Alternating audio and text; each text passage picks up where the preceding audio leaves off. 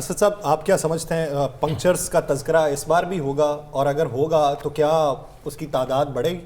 یہ دلچسپ بات یہ ہوگی کہ کون کرے گا پنکچرز کا تذکرہ یعنی وہ جماعت جو پہلے سے کر رہی ہے صرف وہی کرے گی یا جو جس کے لیے اپسیٹ ہوگا وہ بھی شروع کر دیں گے جناب یہ تو ہمارے ساتھ زیادتی ہوگی نہیں مگر یہاں پنکچرز کا تو ایشو نہیں ہے جو ہم بحث کر رہے ہیں جو ہمیں تشویش ہے وہ تو ٹائر بدلنے کی ہے ٹیوب نہیں ہوگی ٹیوب نہیں ہوگی فلیٹ ٹائر ہے وہ ٹائر لے کے بھاگ گیا تو ہو سکتا ہے ٹائر کہ ہاں یہ بالکل صحیح ہے عامر صاحب نے کہا کہ ہو سکتا ہے میرا سوال یہ لے لیں کہ آپ کیا سمجھتے ہیں کہ اس الیکشن کے نتیجے کے بعد کتنے حلقے کھلوانے کے لیے درخواستیں کوئی بھی نہیں آئے گی؟ دیکھیں یہ بالکل مختلف طرح کے الیکشنز ہو رہے ہیں ابھی میرا نہیں خیال کہ ایک ایسی جماعت جس کے بارے میں یہ تاثر ہے کہ وہ حکومت بنا لے گی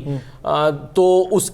کو تو جتنی بھی سیٹیں مل جائیں گی میرا خیال ہے اس پر ان کو صبر شکر کر کے خوش ہونا چاہیے کہ اتنی بھی مل گئی ہیں کیونکہ ان کے پاس یہ ہو نہیں سکتا کہ یہ رپورٹس نہ ہوں کہ ان کی جینونلی کتنی سیٹیں بن رہی ہیں تو ان کو تو اس پر ایک کو منا کے اس پر تو وہ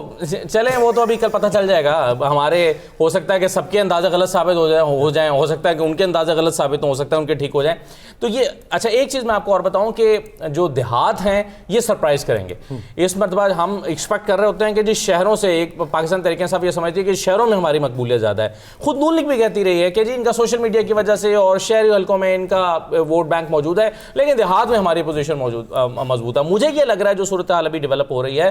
کہ دیہات میں ایک جو ہے وہ لوگ سرپرائز کریں گے اور شاید بہت زیادہ فرق دیہاتوں سے ہمیں ملے کیونکہ جیسے ابھی ڈاکٹر صاحب نے پچھلے سیشن میں بات کی کسانوں والا فیکٹر ایک وہاں پر ہے پھر بہت ساری اور چیزیں وہاں پر آئی ہیں لوگوں کے ساتھ چھوٹے شہروں میں بھی پکڑ دھکڑ اٹھانا یہ سلسلہ تو وہ ایک اس کا بھی ایک امپیکٹ بنا ہے تو میرا خیال ہے کہ جہاں پر بھی پی ٹی آئی کا کوئی ایسا کینڈیڈیٹ موجود ہے جو جانا پہچانا ہے جو ان نون نہیں ہے جس کی روٹس ہیں باوجود اس کے کہ وہ اپنی کیمپین نہیں کر سکا وہ ایک ٹف ٹائم دے گا. تو وہاں پہ کیا صورتحال ہوگی جہاں پہ 3 بندے تبدیل ہو گئے تو چوتھا امیدوار اس کے اوپر ہاتھ رکھ دیا گیا؟ دیکھیں اگرچہ آپ لودھرا کی شاید مثال کی طرف اشارہ کر رہے ہیں لودھرا میں تو خیر ایک ایکسیپشن آ گئی نا کہ لودھرا میں پہلے شفیق رائیں صاحب کو بٹھایا گیا پھر عامر اقبال صاحب کو اٹھایا گیا پھر ان کے والد صاحب جو ہیں انہوں نے دستبرداری اختیار کر لی پھر ایک ان نون خاتون عفت سومرو پر پی ٹی آئی نے ہاتھ رکھ دیا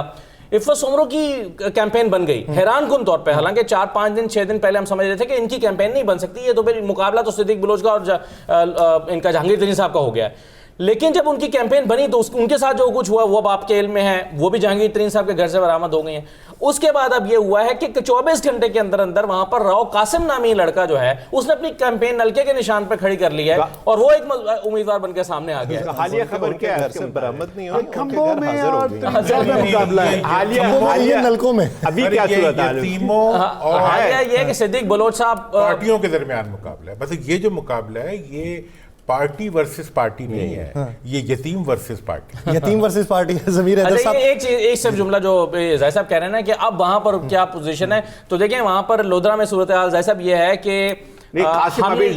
ہم